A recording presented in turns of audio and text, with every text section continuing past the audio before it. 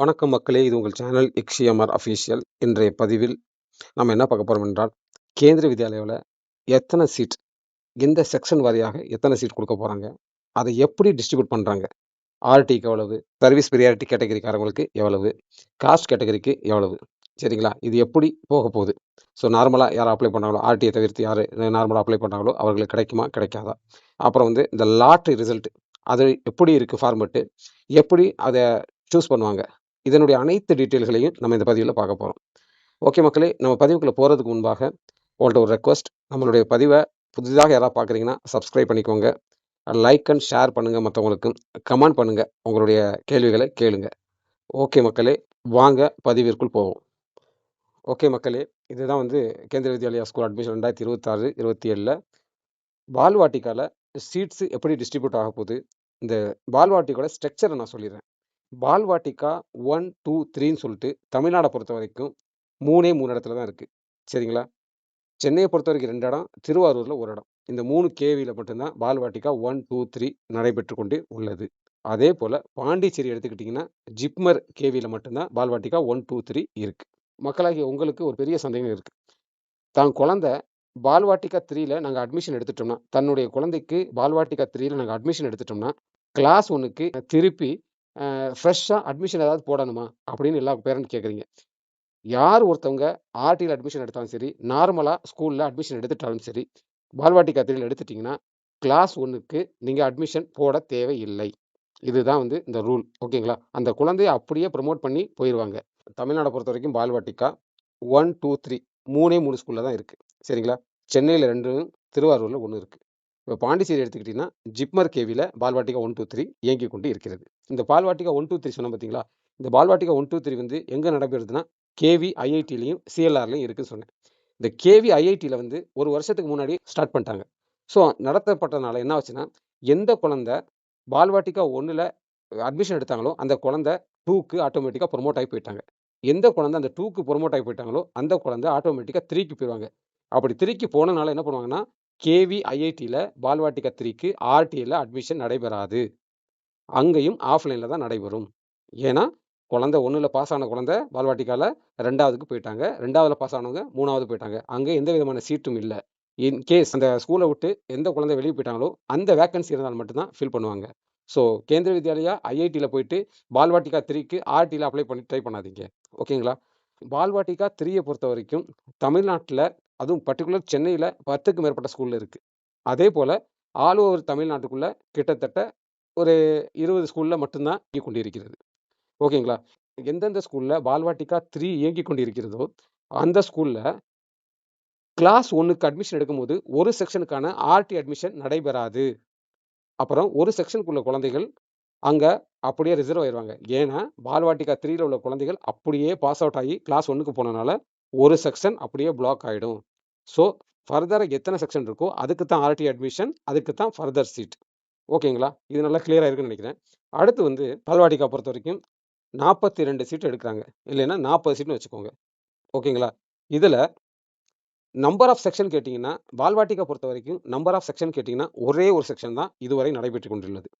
அதில் இந்த ஒரு செக்ஷன்லையும் எத்தனை குழந்தைகள் படிப்பாங்கன்னு கேட்டிங்கன்னா அதில் 40 குழந்தைகள் படிப்பாங்க. இதில் ஆர்டி சீட்டு எத்தனைன்னு கேட்டிங்கன்னா இதில் 10 குழந்தைகள் ஆர்டியில் தான் படிப்பாங்க. அதாவது 10 குழந்தைகள் ஆர்டியில் சீட் எடுத்துருவாங்க, பாக்கி 30 பேரை ப்ரியாரிட்டிலையோ இல்லை காஸ்ட் கேட்டகரியில் உள்ளவங்களோ பண்ணிக்கிடுவாங்க, சரிங்களா?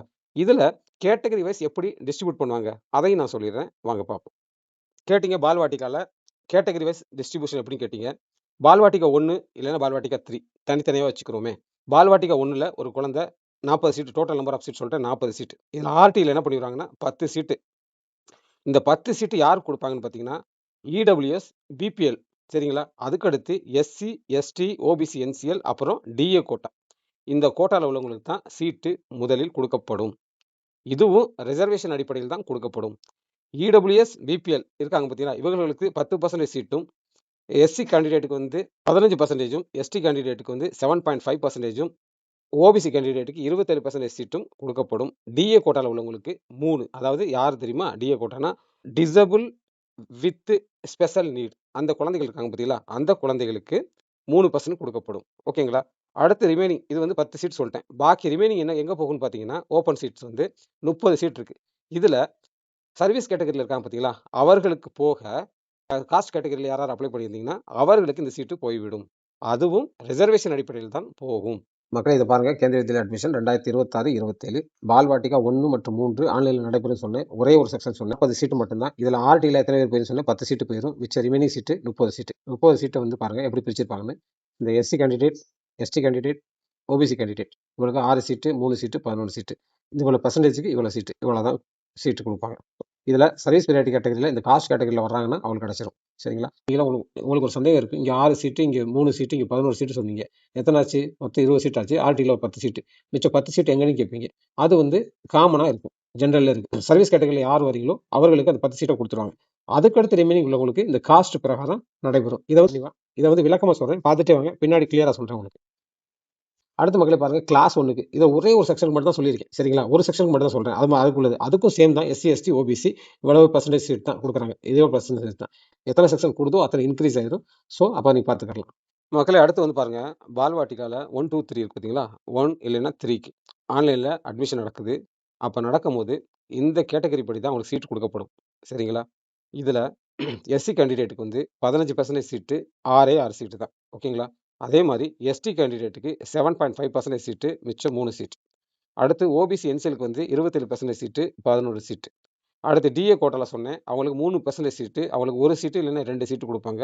மொத்த ப்ராசஸே வந்து இந்த மாதிரி தான் நடக்கும். ஓகேங்களா? மொத்த ப்ராசஸே இது மாதிரி தான் நடக்கும். இந்த மாதிரி தான் வந்து கேட்டகரி பிரிச்சிருக்காங்க. அடுத்து பாருங்க மக்களே, இப்போ ஒரு 40 சீட்டு கிளாஸ் 1க்கு இப்போ எடுத்துக்கோங்க. கிளாஸ் 1க்கு அதே மாதிரி தான். சர்வீஸ் ப்ரையாரிட்டி கேட்டகரியில் இருக்கிறீங்கன்னா அவர்களுக்கும் இதே தான் பெர்சன்டேஜ். எஸ்சியில் 15%ல வந்து 6 சீட்டு, அதே தான் எஸ்டியில் 7.5னா 3 சீட்டு, ஓபிசியில் 27%னா 11 சீட்டு. ஓகேங்களா? இதுக்கும் கிளாஸ் 1க்கு அட்மிஷன். இப்போ பாருங்க மக்களே, கிளாஸ் உள்ள ஆர்டியில் வந்து பர் செக்ஷனுக்கு 10 குழந்தைகள். சரிங்களா? அப்புறம் 4 செக்ஷனா 40 குழந்தைகள் ஆர்டியில் மட்டும் போயிடுவாங்க. ஓகேங்களா? நல்லா கிளியரா இருக்கு. இன்கேஸ் பால்வாட்டிகா 3 அந்த ஸ்கூல்ல இருக்குன்னா அப்போ என்ன பண்ணுவாங்கன்னா ஒரு செக்ஷன் கம்மியாயிரும். அப்போ என்ன பண்ணுவாங்கன்னா 3 செக்ஷனுக்கு மட்டும் தான் உங்களுக்கு வந்து சீட்டு. சரிங்களா? 3 செக்ஷனுக்கு 30 சீட்டு ஆர்டியில் மட்டும். ஓகேங்களா? இந்த 10 சீட்டு வேரியேஷன் ஆச்சு. எங்கன்னா பால்வாட்டிகா 3ல படிச்ச குழந்தைகள் கிளாஸ் 1க்கு வந்துருவாங்க. அதனால தான். ஓகே. இன்கேஸ் பார்த்துக்கோங்க, 4 செக்ஷன் இருக்கு. எந்த ஸ்கூல்ல வந்து கிளாஸ் 1லேருந்து ஆரம்பிக்கிறாங்களோ அதில் 4 செக்ஷன் இருக்கும். சரிங்களா? இதுல வந்து எஸ்சி கேண்டிடேட் இருக்காங்க பார்த்தீங்களா? அவர்களுக்கு டோட்டல் சீட் வந்து 120 சீட்டு. 4 செக்ஷன் இருந்தால் 120 சீட்டு. அதில் எஸ்சி கேண்டிடேட்டுக்கு வந்து 24 சீட்டும், எஸ்டி கேண்டிடேட்டுக்கு 12% சீட் 12 சீட்டும், ஓபிசிக்கு வந்து 44 சீட்டும் போகும். ஓகேங்களா? அடுத்து 3 செக்ஷன் இருக்குன்னா அவங்களுக்கு வந்து எஸ்சி கேண்டிடேட்டுக்கு 18 சீட்டும், எஸ்டி கேண்டிடேட்டுக்கு வந்து 9 சீட்டும், ஓபிசிக்கு 33 சீட்டு இருக்கு. சரிங்களா? இதுல டோட்டல் சீட் எவ்வளவு சொன்னேன்? 90 சீட் சொல்லிட்டேன். இங்க 120 சீட்டு சொல்லிட்டேன். நீங்க நினைப்பீங்க, இப்போ வந்து இங்க 44 கொடுத்துட்டீங்க, இங்க 24 இருக்கு, இங்க 12 இருக்கு, மொத்தம் எத்தனை ஆச்சு பாருங்க? 80 சீட்டு. இங்க டோட்டலா இதை கணக்கு பண்ணீங்கன்னா இதுல எத்தனை சீட் வருதுன்னா 80 சீட் வருது. 80 சீட்டு போச்சுன்னா இன்னும் 40 சீட் இருக்கு. இது யாருக்கு போகும்னு கேட்பீங்க நீங்க. ஓகேங்களா? அதுக்கு நான் கிளியர் பண்ணிடுறேன். அடுத்து பாருங்க, 3 செக்ஷன் இருக்கு. இதுல 90 சீட்டு சொன்னேன். இப்ப பாருங்க 33 ஆச்சு. இங்க 9 இருக்கு, இங்க 18 இருக்கு. ஓகேங்களா? மொத்தமா கூட்டி பாத்தீங்கன்னா 60 சீட் இருக்கும். இப்ப 30 சீட்டு இங்க மிஸ் ஆயிருது. அந்த சீட்டு எங்க போகும்னு கேட்பீங்க. ஓகேங்களா? நல்லா புரிஞ்சுக்கோங்க. இந்த விஷயத்தை நான் உங்களுக்கு புரிய வைக்கிறதுக்கு தான் இந்த விஷயத்தை கொண்டு வந்தேன். மக்களே, இப்ப இந்த சென்ட்ரல் கவர்மெண்ட்ல யார் ஒருத்தவங்க வேலை பார்க்குறாங்களோ அவர்களுக்கு இந்த கேட்டகரி படி கொடுக்கணும்னு அவசியம் இல்லை. அவங்க சீட்டு போகத்தான் மற்றவங்களுக்கு கொடுப்பாங்க.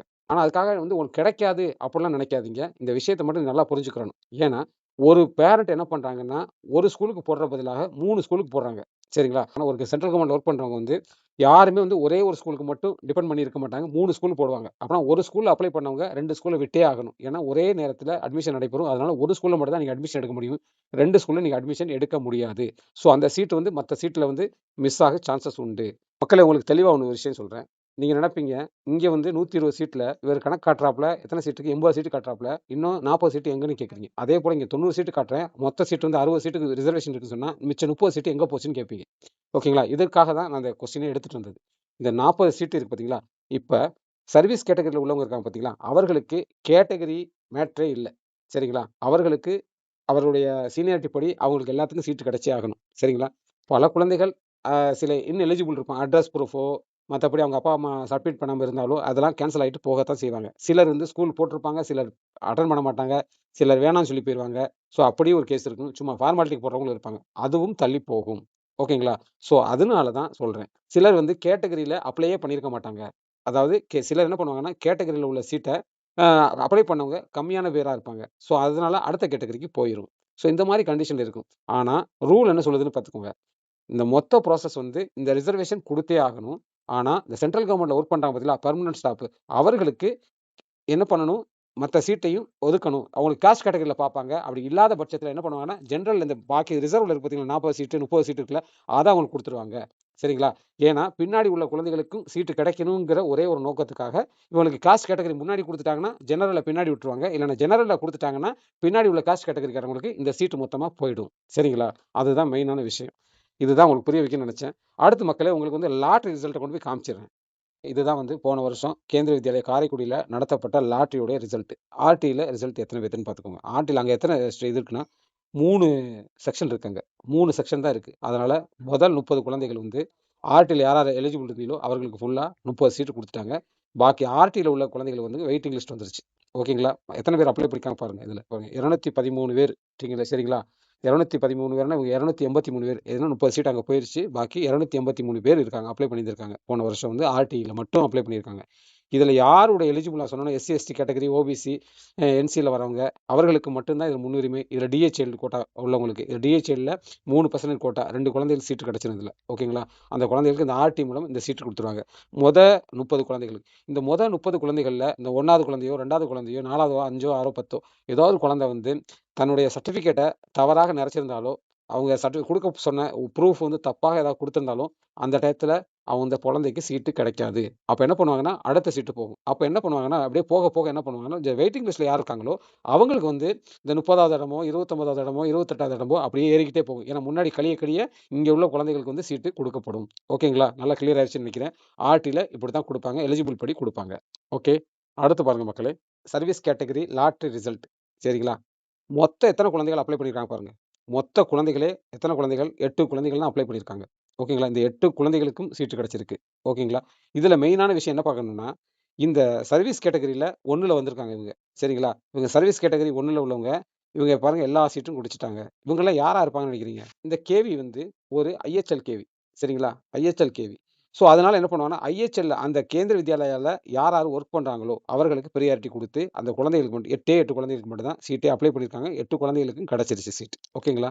இப்போ நான் என்ன சொன்னேன் உங்கள்கிட்ட, ஆர்டியில் அங்கே 30 சீட்டு போயிருச்சு, இங்கே 10 சீட்டு போயிருச்சு. சாரி 8 சீட்டு போயிருச்சு. 38 சீட்டு போயிருச்சு. 38ல் 90ல் 38 போனால் எத்தனை சீட்டு பார்த்துக்கோங்க, ரிமைனிங் சீட்டு. அடுத்து பாருங்க, கேட்டகரி நம்பர் 2. இதில் யாருன்னா சென்ட்ரல் கவர்மெண்ட்டில் யார் ஒர்க் பண்ணுறீங்களோ அவர்களுக்கு, பெர்மனண்ட்டாக ஒர்க் பண்ணுறவங்களுக்கு தான். சரிங்களா? பெர்மனண்ட்டாக ஒர்க் பண்ணுறவங்களுக்கு. இந்த சர்வீஸ் கேட்டகரியில் பாருங்க, நம்பர் ஆஃப் ட்ரான்ஸ்ஃபர். சரிங்களா? இதில் வந்து தான் இதுதான் டிபெண்ட் பண்ணுது. நான் அதனால சொன்னேன், யார் ஒருத்தவங்க சென்ட்ரல் கவர்மெண்ட்டில் ஒர்க் பண்ணுறீங்களோ, அதுவும் டிரான்ஸ்ஃபரபிள் ஜாப்ல யார் ஒர்க் பண்ணுறீங்களோ அவர்களுக்கு தான் வந்து சீட்டு கொடுக்கப்படுகிறது. அதாவது யார் அதிகமான டிரான்ஸ்ஃபரை காமிக்கிறீங்களோ அவர்களுக்கு தான் கேட்டகரி நம்பர் 2லையோ இல்லை 1லையோ யார் டிரான்ஸ்ஃபர் அதிகமாக காட்டுறீங்களோ அவர்களுக்கு. இதாவது என்னன்னா, இப்போ கேட்டகரி 2ல் இப்போ 5 இருக்காங்க, 4 இருக்காங்க, 1 இருக்காங்க, இது இருக்கு. அடுத்து கேட்டகரி 3ல் போனால் அங்கேயும் பார்ப்பாங்க எத்தனை பேர்னு சொல்லிட்டு. ஏன்னா இந்த கேட்டகரி 2 அடுத்த சீனியாரிட்டி, இதுக்குள்ள யார் எலிஜிபிளோ அவங்க பார்ப்பாங்க. அதுக்கு அடுத்து தான் கேட்டகரி 3க்குள்ள போவாங்க. ஓகே மக்களே, இந்த பாருங்க, இதுதான் என்னுடைய பையன் ருத்ரதேவ். சரிங்களா?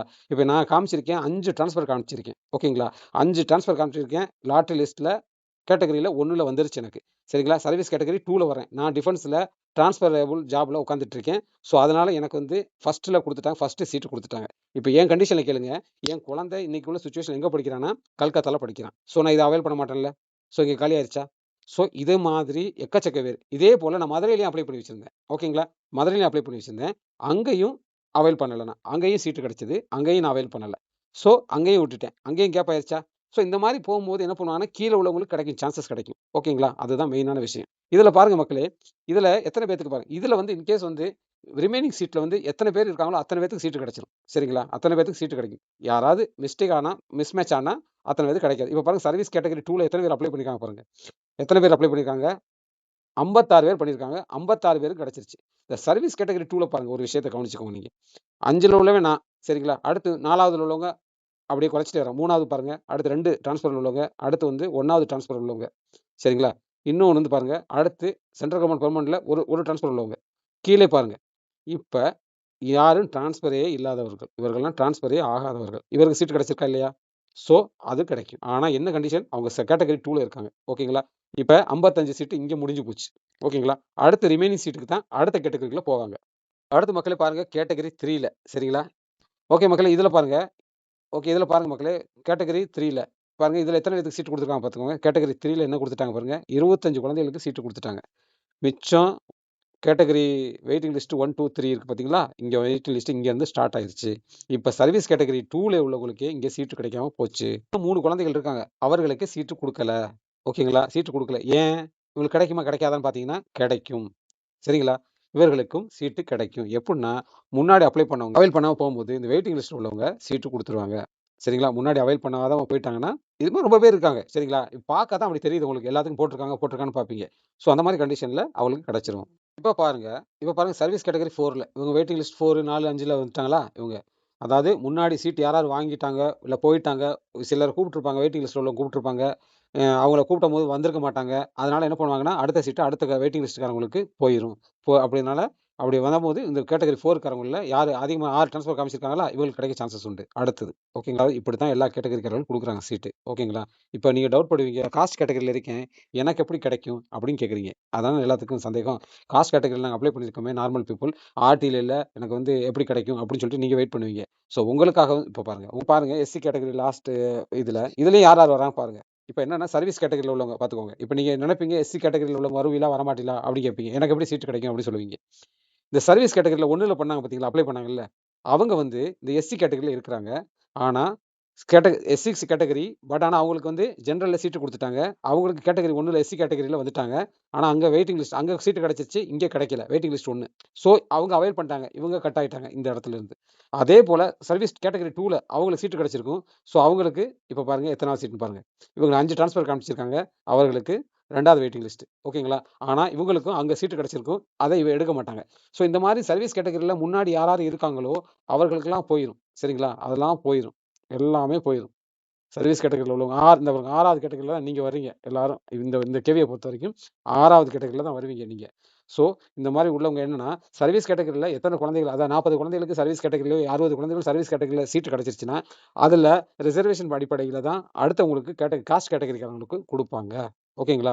இப்ப வந்து இந்த எஸ்சி கேண்டிடேட்ல வந்து சொன்னேன் உங்கள்ட்ட 3 சீட்டுனா 6 சீட்னா 3000 18 சீட்டு சொன்னேன். இந்த 18 சீட்டு வந்து ஃபர்ஸ்ட் ஆர்டில பார்க்குறாங்க. கொஞ்சம் சீட்டு குடுத்துட்டாங்க. அடுத்து வந்து கேட்டகரி 1, கேட்டகரி 2ல, கேட்டகரி 3ல பார்ப்பாங்க. இந்த 18 சீட் ஃபில் ஆகுதான்னு பார்ப்பாங்க. எஸ்சி கேண்டிடேட் இல்லைன்னா, அப்ப யாருக்கு குடுப்பாங்கன்னு பார்த்தீங்கன்னா, கேட்டகரில வெளிய இருக்கீங்களோ, புரியுதுங்களா? யாரு அ ஓப்பன்ல அதாவது யாருமே வேலை செய்யாம இருக்கீங்களோ, அந்த கேட்டகரிக்காரங்களுக்கு. ஏன்னா எல்லா கேட்டகரியும் செக் பண்ணிட்டு வருவாங்க. சரிங்களா? எல்லா கேட்டகரியும் செக் பண்ணிட்டு வருவாங்க. ஏதாவது கேட்டகரில ஆள் இல்லாத பட்சத்தில, அந்த கேட்டகரில ஆள் இல்லாத பட்சத்தில, அந்த சீட் என்ன ஆகும்னா, கீழ உள்ள பப்ளிக்கு போயிரும் அந்த சீட்டு. ஓகேங்களா? ஆனா கேட்டகரி வைஸ் தான் எல்லா இடத்துலயும் பண்ணுவாங்க. ஆனா இந்த கேட்டகரி முடிச்சுட்டு தான் போகும். அதனால இந்த ரிமைனிங் சீட்ட ஃபர்ஸ்ட் என்ன பண்ணுவாங்கன்னா, சர்வீஸ் கேட்டகரிக்காரங்க குடுத்துருவாங்க. அதனால மேக்ஸிமமாக சர்வீஸ் கேட்டகரில குடுத்துட்டனால, அந்த காஸ்ட் கேட்டகரிக்கு உள்ள சீட்ஸ் இருக்கு பார்த்தீங்களா? அத அங்க பார்ப்பாங்க. ஒவ்வொரு இடத்துலயும் பார்ப்பாங்க. கேட்டகரி 1ல எஸ்சி இருக்காங்களா? எத்தன பேர்ன்னு பார்ப்பாங்க. 2 பேரா? சரி அவங்களுக்கு குடுத்தாச்சு. சரிங்களா? அடுத்து கேட்டகரி 2ல பார்ப்பாங்க. இங்க 3 பேரா? சரி அவங்களுக்கு குடுத்துட்டாங்க. அடுத்து 4ல பார்ப்பாங்க. அது 5 பேரா? 5 பேத்துக்கு குடுத்துட்டாங்க. அடுத்து கீழ 6ல பார்ப்பாங்க. 5ல போயிட்டு அதுக்கு 6ல பார்ப்பாங்க. 6ல பார்க்கும்போது காமன் மேன் அப்ளை பண்ணியிருக்கீங்களா? சரி இங்க எத்தன பேர் இருக்கீங்க? 20 பேர் இருக்கீங்களா? 20 பேர் எஸ்சில இருந்தீங்களா? எஸ்சிக்கு குடுக்கணும்னா இத்தன சீட் குடுக்கணும்னா இத்தன சீட்ட குடுத்து முடிச்சுருவாங்க. அதே போல தான் ஓபிசிக்கு. எஸ்டிக்கும் அதே தான். எஸ்டி கேண்டிடேட் எஸ்டி காஸ்ட்ல வந்தவங்க டோட்டலாவே இந்த 5 பேர் தான் வந்திருக்கீங்க. ஓகேங்களா? இந்த 5 பேர் தான் இருக்கீங்க. இந்த 5 பேர் தான் இருக்காங்க. இந்த 5 பேத்துல பார்த்துக்கோங்க. இவங்க 2 பேரும் பாருங்க. இவங்க இந்த 2 ட்வின்ஸ்ன்னு நெனைக்கிறேன். ஸோ இந்த 2 ட்வின்ஸ் இருக்காங்க. இவங்க அப்ளை பண்ணிருப்பாங்க. இவங்க வந்து சர்வீஸ் கேட்டகரில இருக்காங்க. 1ல இருக்காங்க. இவங்க 2 பேர் மட்டும் சர்வீஸ் கேட்டகரில செலக்ட் ஆயிருந்தாங்கன்னா, இந்த கேட்டகரில என்ன ஆகும்னா பிளாங்க் ஆயிடும். இப்ப யாருக்கு போகும்? இங்க 2ல உள்ளவங்கன்னா 3வது கேட்டகரில யாருமே எஸ்டி இல்ல.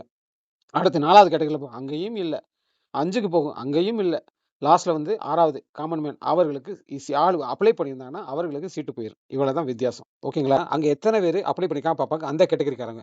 இன்கேஸ் 10 பேர் அப்ளை பண்ணியிருக்காங்க. ஆனா இருக்கிற சீட்டே 4 சீட்டு தான்னா, அந்த 4 பேத்துக்கு மட்டும் குடுத்துட்டு மத்தவங்கள வெயிட்டிங் லிஸ்ட்ல போட்டுருவாங்க. அப்ப யாருமே வெயிட் பண்ண தேவையில்லாம மத்தவங்க யாருக்கும் கிடைக்க சான்சஸ் இல்ல. அவங்க போயிரும். பாருங்க மக்களே, இது ஓபிசி லாட்டரி ரிசல்ட். சரிங்களா? பாருங்க சர்வீஸ் பீரியாடிக் கேட்டகரில 1ல, 2ல, 3ல எல்லாத்தையும் அப்ளை பண்ணியிருக்காங்க. சரிங்களா? நீ பார்த்து பயப்பட வேணாம். இத பார்த்தவுனே எல்லாரும் பயப்படுவீங்க. நீங்க என்னடா எல்லாத்துக்கும் கேட்டகரிக்காரங்களுக்கு போயிருக்கேன்னு பார்ப்பீங்க. இதுல பாருங்க எல்லாத்துக்கும் இத்தன பேர் அப்ளை பண்ணியிருக்காங்க. இதுல எத்தன சீட்டு ஓபிசிக்கு சொன்னேன் உங்கள்ட்ட? ஒரு 44 சீட்டுன்னா, 44 சீட்டு வந்து முன்னாடி கேட்டகரிக்காரங்க 44 பேர் ஓபிசில உள்ளவங்க இருந்தாங்கன்னா, அவங்களுக்கு குடுப்பாங்க. இன்னொன்னு விஷயம் என்னன்னா, அவங்கள வந்து கேட்டகரியில குடுக்கணும்னு குடுத்தா குடுக்கலாம். இல்லைன்னா என்ன பண்ணுவாங்கன்னா, அவங்களுக்கு வந்து ஜெனரல் கேட்டகரியில கூட சீட்ட குடுத்துருவாங்க. குடுத்துட்டு இந்த சீட்டு ஸ்பேர் ஆச்சுன்னா, மத்த கேட்டகரிக்காரங்களுக்கு போகும். சரிங்களா? ஸோ, அதனால எல்லாத்துக்கும் சீட்டு கிடைக்க சான்சஸ் உண்டு. யாராவது அப்ளை பண்ணாம இருந்தா கிடைக்க சான்சஸ் உண்டு. ஏன்னா, இதுல பிரையாரிட்டி யார் குடுத்துருக்காங்கன்னா, சென்ட்ரல் கவர்ன்மென்ட்ல ஃபர்ஸ்ட்ல யார் வொர்க் பண்றாங்களோ அவங்களுக்கு சர்வீஸ் பிரையாரிட்டி கேட்டகரியில வொர்க் பண்றவங்களுக்கு 2வது கேட்டகரியில, அடுத்து 3வது கேட்டகரியில, 4வது கேட்டகரியில அவங்கெல்லாம் அவைல் பண்ணாத பட்சத்துல, அந்த சீட்டு காமன் மேனுக்கு போய் சேரும். ஆனா, ரிசர்வேஷன் அடிப்படையில தான் குடுப்பாங்க. ஒரு எஸ்சில உள்ள சீட்டு ரிமைனிங் சீட்டு மிஞ்சிருச்சுன்னு சொல்லிட்டு, சர்வீஸ் கேட்டகரியில ஆள் அதிகமா இருக்காங்கன்னு சொல்லிட்டு அந்த சீட்ட கொண்டு போய் அவங்களுக்கு குடுக்க மாட்டாங்க. அதேபோல ஓபிசில அதிகமா சீட் இருக்கு. ஆனா, கம்மியான பேர் அப்ளை பண்ணியிருக்காங்க. ஃபில் ஆகல. அந்த கண்டிஷன்ல கொண்டு போயிட்டு எஸ்சி காரங்க அதிகமா இருக்காங்கன்னு சொல்லிட்டு அந்த சீட்ட கொண்டு போய் எஸ்சி காரங்களுக்கோ, இல்ல சர்வீஸ் பிரையாரிட்டிக்காரங்க இருக்காங்கன்னு சொல்லிட்டு அவங்களுக்கோ குடுக்க மாட்டாங்க. ஆனா, இந்த ரிசர்வேஷன் மட்டும் அப்படியே நடந்தே தீரும். சரிங்களா? 15% 7.5% அப்புறம் வந்து 27% இது போகத்தான் மிச்ச சீட்ட சர்வீஸ் பீரியட் கேட்டகரிக்காரங்களும் வாங்குவாங்க. மத்த அனைவருக்கும் பகிர்ந்து கொடுக்கப்படும். நல்லா கிளியர் ஆயிருக்குன்னு நினைக்கிறேன் மக்களே உங்களுக்கு. இதுக்கு மேல ஏதாவது டவுட்னா என்ட்ட திருப்பி கேளுங்க. ஒண்ணும் பிரச்சனை இல்ல. ஏன்னா குழம்பியிருப்பீங்க சிலரு. ஓகேங்களா? ஸோ இதுதான் வந்து யாருமே சொல்ல மாட்டாங்க இந்த விஷயத்த. ஆனா நான் கிளியரா சொல்லிட்டேன். ஓகேங்களா மக்களே? இந்த பாருங்க மக்களே, இப்ப இதே ஒரு விஷயத்த எடுத்துக்குவோம். இந்த ஓபிசி, என்சிஎல் இருக்கு பார்த்தீங்களா? ஓபிசி கேண்டிடேட்ல இப்ப பாருங்க என் பையன் ருத்ரதேவ் சரிங்களா? ருத்ரதேவ். என் குழந்தைக்கு என்னாச்சு, அங்க என்ன குடுத்தாங்க பார்த்துக்கோங்க. சர்வீஸ் பிரையாரிட்டி கேட்டகரி 2ல குழந்தையா இருந்தான் என் குழந்தை. சரிங்களா? ஸோ அவனுக்கு அங்க சீட்டு கிடைச்சிருந்துச்சு. இப்ப பாருங்க ஓபிசி இதுல வந்து நான் எத்தனாவதா இருக்கேன் பாருங்க. வெயிட்டிங் லிஸ்ட் 2ல இருக்கேன். சரிங்களா? இன்கேஸ் நான் வந்து எனக்கு கேட்டகரி 2ல எனக்கு கிடைக்காத பட்சத்துல, இந்த ஓபிசில என்ன பண்ணுவாங்கன்னா, எனக்கு சான்ஸ் இருந்தா கிடைச்சிரும். எனக்கு என்ன பண்ணியிருப்பாங்கன்னா, அங்க எனக்கு ஜெனரல் கேட்டகரில குடுத்திருப்பாங்க சீட்டு. ஸோ ஓபிசில வரும்போது வெயிட்டிங் லிஸ்ட்ல எனக்கு 2ல குடுத்திருப்பாங்க. ஓகேங்களா? எனக்கு அங்க ஜெனரல் கேட்டகரியா சேர்த்து ஜெனரல் கேட்டகரி எக்ஸஸ் சீட் இருக்கு பார்த்தீங்களா? அதுல என் பையனுக்கு குடுத்திருப்பாங்க. அப்ப காஸ்ட்ட வித்து பண்ணியிருக்க மாட்டாங்க. ஏன்னா நான் சென்ட்ரல் கவர்ன்மென்ட்ல வொர்க் பண்ணனால எங்களுக்கு சீட்ட வந்து இந்த ரிமைனிங் சீட் இருந்துச்சு. அதிலிருந்து குடுத்துட்டாங்க. ஸோ அந்த ரிசர்வேஷன் வந்து மத்தவங்களுக்கு குடுக்க பார்க்குறாங்க. சரிங்களா? ஸோ எனக்கு அங்க கிடைக்காத பட்சத்துல காஸ்ட் கேட்டகரில கிடைக்க சான்சஸ் உண்டு. ஓகேங்களா? ஸோ அதனால தான். இந்த கண்டிஷன்ல பாருங்களேன், நான் கேட்டகரி 2லயும் நான் அவைல் பண்ணல. இங்க வந்து ஓபிசி இதுலயும் அவைல் பண்ண போறதில்ல. பண்ணல. ஸோ இந்த மாரி 2 இடத்துல மிஸ் ஆயிருச்சுன்னா, இப்ப 2 இடம் கேப்பா போச்சா? இதே மாரி தான் மற்றவர்களும். நீங்க அதனால வெயிட்டிங் லிஸ்ட் பார்த்தோனே பயப்படாதீங்க. ஸோ வெயிட் பண்ணி பார்த்தீங்கன்னா கிடைக்கும். சரிங்களா? ரொம்ப அதிகமான வெயிட்டிங் லிஸ்ட் வருது. அந்த கண்டிஷன்ல வெயிட் பண்ண வேணாம். ஓகேங்களா மக்களே? ஓகே மக்களே, நீங்க வந்து காஸ்ட் கேட்டகரியில அப்ளை பண்றீங்கன்னா, சரிங்களா? பண்ணுங்க. ஒண்ணும் பிரச்சனை இல்ல. சர்வீஸ் பிரையாரிட்டிக்காரங்களுக்கு என்ன பண்ணுவாங்கன்னா, இந்த காஸ்ட் கேட்டகரி பிரச்சனையே இல்ல. சரிங்களா? எத்தன குழந்தைகள் அப்ளை பண்ணிருக்காங்களோ சர்வீஸ் பிரையாரிட்டில, அவர்களுக்கு குடுத்தது போக மிச்ச ரிமைனிங் சீட்ட வந்து காஸ்ட் கேட்டகரிக்காரங்களுக்கு தான் பிரிப்பாங்க. ஆனா, உங்களுக்கு முன்னாடி சர்வீஸ் பிரையாரிட்டி யாராவது 2, 3, 4 பேர் இருந்தாங்கன்னா, அதுல செக் பண்ணி பார்ப்பாங்க. அந்த செக் பண்ணும்போது, அதுல யாராவது இருந்துட்டாங்கன்னா, அவர்களுக்கு ஒதுக்கப்படுகிறது. அப்படி இல்லாத பட்சத்துல, லாஸ்ட்டா உள்ள 6வது இடத்துல உங்களுக்கு கொடுக்கப்படும். காமன் மேனா வர்றீங்கல்ல, அவர்களுக்கு கொடுக்கப்படும். ஸோ இதுதான் மக்களே இதனுடைய மேக்ஸிமமான ப்ராசஸ். சரிங்களா? ஓகே மக்களே, உங்களுக்கு இந்த பதிவு மூலம் நல்லா புரிஞ்சிருக்கும்னு நினைக்கிறேன். புரியாதவர்கள் கமெண்ட்ல போய் கேளுங்க. ஓகே மக்களே, மீண்டும் நாளை வேற ஒரு புதிய பதிவில் நம்ம சந்திப்போம். அதுவரை உங்களிடமிருந்து விடைபெறுவது அமர்நாத். நன்றி, வணக்கம்.